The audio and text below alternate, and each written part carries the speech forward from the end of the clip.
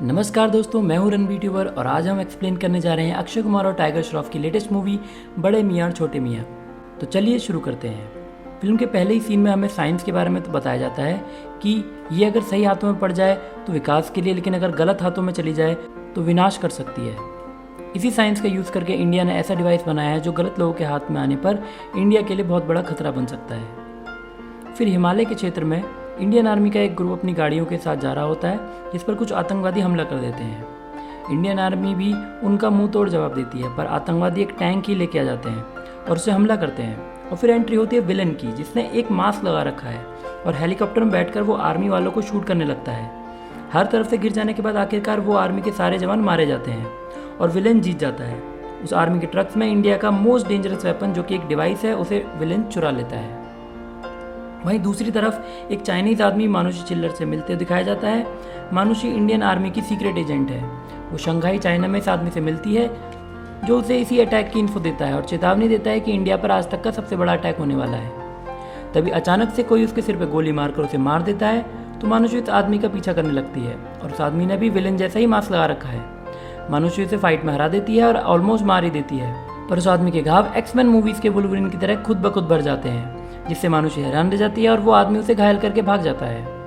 वहीं Indian army के control room में एक मीटिंग होती है, जिसमें मंत्री जी भी आते हैं। वहाँ का हेड है रोनित रॉय और वो मंत्री जी को विलन का वीडियो दिखाता है, जो उसने हमले के बाद बनाकर भेजा था। मंत्री जी उसे पकड़ने का ऑर्डर देते हैं और उस डिवाइस को वापस लाने के लिए बोलते हैं। वहीं मानुषी भी वहाँ आकर इस बात का इशारा करती है कि इन्फो के मुताबिक ये नया दुश्मन कोई हमारा पुराना दोस्त ही है। तो रोनित रॉय कहता है कि ये विलन पागल है और इसे पकड़ने के लिए इससे बड़े 2 पागल लोग चाहिए।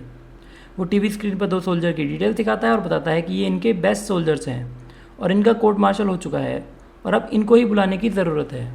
अब 8 साल पहले का सीन आता है, जिसमें एंट्री होती है अक्षय कुमार यानी फिरोज और टाइगर श्रॉफ यानी राकेश की।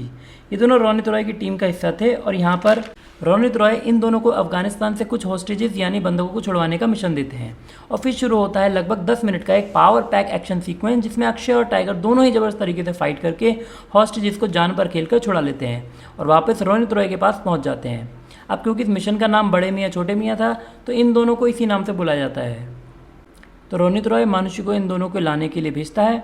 मानुषी पहले जाती है टाइगर को लाने के लिए। टाइगर आर्मी से निकाले जाने के बाद फायर फाइटर बन चुका है और मानुषी के पूछने पर वो पहले तो आने के लिए मना कर देता है, पर फिर मान जाता है और अब दोनों अक्षय कुमार को लेने के लिए जाते हैं, जो कि अब ऑयल एक्सट्रैक्शन का काम करता है। मानुषी और टाइगर दोनों मिलकर अक्षय कुमार को मनाने की कोशिश करते हैं, पर अक्षय कुमार आने से साफ मना कर देता है। तो टाइगर को ये मिशन अकेले करना पड़ता है। रोनित रॉय, मानुषी और टाइगर तुरंत लंदन के लिए रवाना हो जाते हैं। वहाँ मानुषी और टाइगर अलाया एफ यानी पैम से मिलते हैं, जो टीम की टेक एक्सपर्ट है और उसी ने पैकेज को लंदन में ट्रैक किया था। इसी दौरान रोनित रॉय को मेन विलन पकड़ लेता है और चाइना और पाकिस्तान के लोगों के साथ मिलकर प्लान बनाता है। वहीं टाइगर, अलाया और मानुषी तीनों उस जगह पहुंचते हैं जहां वो तिजोरी है, जिसमें डिवाइस की लोकेशन मिली है। वहीं टाइगर का बहुत ही अमेजिंग फाइटिंग सीक्वेंस है, जो कि फुल एक्शन पैक्ड है। टाइगर किसी तरह सबको मार देता है और तभी एंट्री होती है उसी शंघाई में आए हुए मास्क वाले आदमी की, और टाइगर और उसकी काफ़ी ज़ोरदार लड़ाई होती है। पर ये तो वुल्वरीन की तरह बार बार हील ही हुए जा रहा था और आखिर में ये आदमी टाइगर को पकड़ ही लेता है और पूरा मिशन फ्लॉप होने वाला ही होता है। तभी एंट्री हो जाती है अक्षय कुमार की, जो टाइगर से भी बेहतरीन एक्शन के साथ सबको हराते हैं और उस मास्क वाले को भी टनल में फंसा के सबको बचा लेते हैं। अभी चारों तिजोरी को खोलने लगते हैं और अलायफ के टेक की मदद से उसे खोल देते हैं, पर अंदर जाकर वहाँ उन्हें कोई डिवाइस नहीं मिलता। उसकी जगह वहाँ पर सोनाक्षी सिन्हा बंधी हुई मिलती है। अब सोनाक्षी सिन्हा बताती है कि वही पैकेज है, इसलिए उसे कैद किया गया था और उसकी मदद से ही वो डिवाइस, जिसे करण कवच कहते हैं, को ऑपरेट कर सकते हैं।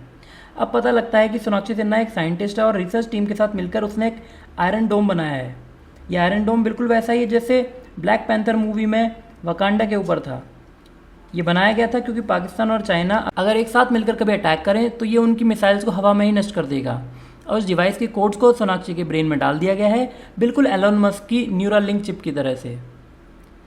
यहाँ ये भी पता लगता है कि अक्षय कुमार ने कभी आर्मी छोड़ी ही नहीं थी और वो एक सीक्रेट एजेंट की तरह काम कर रहा था। अक्षय कुमार को अंदाजा हो जाता है कि ये सब एक ट्रैप था, क्योंकि मेन विलन उन दोनों को वहाँ पकड़ना चाहता है। वहीं कैमरे से सब देख रहा मेन विलन रोनित रॉय के साथ है और वो बाकी विलन्स को वहाँ से सोनाक्षी को पकड़ने भेज देता है और वो उसे पकड़ कर ले जाते हैं। टाइगर और अक्षय उनका पीछा करते हैं और एक लंबी चेज सीक्वेंस के बाद वो कामयाब हो जाते हैं। तभी मेन विलन आ जाता है और अपने लोगों के साथ मिलकर वो अक्षय, टाइगर, मानुषी और सोनाक्षी को पकड़ लेता है और अलाया भाग जाती है। फिर मेन विलेन इनके सामने मास्क उतारता है और यहाँ पहली झलक मिलती है साउथ के सुपरस्टार सुकुमारन की, और उनका नाम है कबीर। और 2 और मास्कमैन थे जो अक्षय और टाइगर के ही जैसे दिखने वाले उनके क्लोन थे। अब बैक स्टोरी में दिखाया जाता है कि सुकुमारन एक हथियार सप्लाई करने वाली कंपनी का मालिक था और उसने क्लोनिंग का यूज़ करके अक्षय और टाइगर जैसे बेस्ट सोल्जर्स के डीएनए को यूज़ करके माइंड कंट्रोल्ड सोल्जर्स की आर्मी बनाने का ऑफर दिया था, जिसे रोनित रॉय और बाकी सभी ने आर्मी में शामिल करने से मना कर दिया था और सुकुमारन को बेइज्जती करके उसे बाहर निकाल दिया था। अक्षय और टाइगर को रोनित रॉय सुकुमारन को जिंदा पकड़ के लाने का ऑर्डर देते हैं और क्लोनिंग की पूरी टेक्निक नष्ट करने को कहते हैं।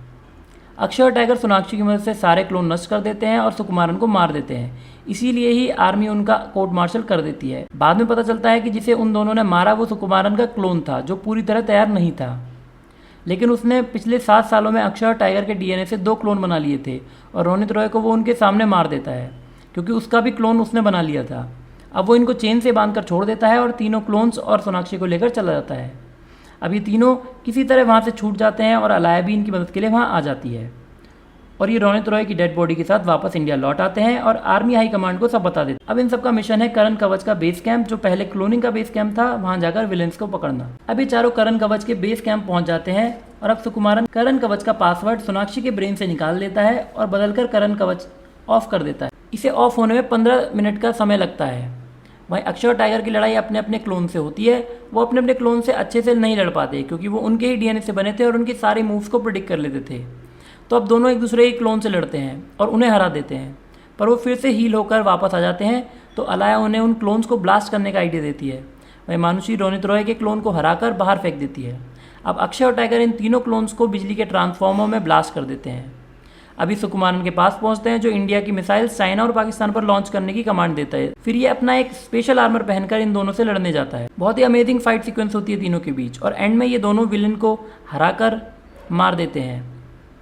फिर ये पासवर्ड ढूंढते हैं जो सोनाक्षी ने बताती है कि सुकुमारन के क्लोन का नाम एकलव्य था, तो इसी को ट्राई करो।